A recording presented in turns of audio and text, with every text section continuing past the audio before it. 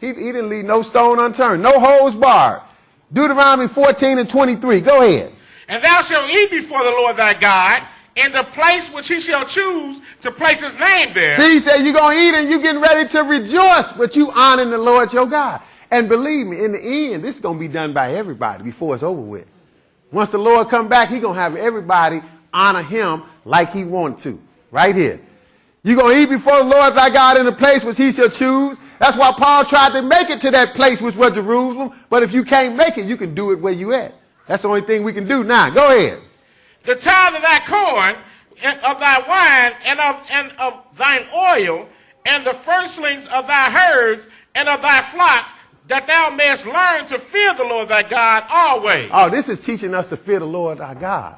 Always. Now he says something else. Go ahead, 24. And if the way be too long for thee, so that thou art not able to carry it. Now, if you couldn't carry all your livestock and stuff to that place, he told you to do something else. Go ahead. Or if the place be too far from thee, which the Lord thy God shall choose to set his name there, when the Lord thy God has blessed thee. Then do what? Then shalt thou turn it into money and bind up the money in thine hand. So sell your stuff and get some money, but go celebrate the Lord's feast, regardless. So he didn't leave you no excuse. Take the money in your hand and do what? And shall go unto the place which the Lord thy God shall choose. And you go to that place, and when you get there, right now, this the place for us here today. This is the best we can do. Go ahead. And thou shalt bestow that money for whatsoever thy soul lusteth after. And when you get there, you can buy whatever your soul lusted after. Within limitations, of course. That's not sin it. And this stuff that he going to mention as an example, obviously is not sin. Because God ain't going to tell you to sin in the Bible, right? Thou shalt bestow that money for whatsoever thy soul lusted after. For what? Give me some examples. For oxen. Oxen. Or for sheep. Uh-huh. Or for wine. Oh, even wine, he says. See, there's nothing wrong with drinking wine. There's something wrong with overindulging and being a drunkard, of course. But to drink wine, it cannot be a sin, or else God was telling people to sin here. Now, I know some people say, well, you know, wine wasn't ferment. They go through all that. That's not biblical. Noah had some real wine because he fell out drunk and naked.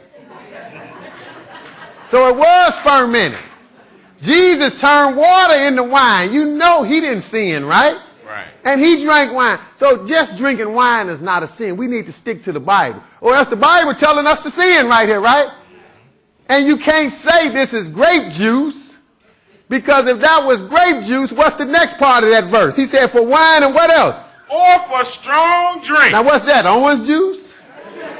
No, we know what strong drink is. So he said, y'all can even get you a little whiskey to enjoy. But obviously you can't overindulge. And we got some brothers here, if somebody drunk some wine and got out of hand, we got some brothers to put you out here. So he said for wine or for strong drink or what else? Or for whatsoever thy soul desires. Uh-huh. And thou shalt eat there before the Lord thy God. You and who else? And thou shalt rejoice, thou and thine household. You're going to eat and you're going to rejoice, you and your household. So we're going to do it, but now we know why we're doing it. Hope you got some understanding in Jesus' name.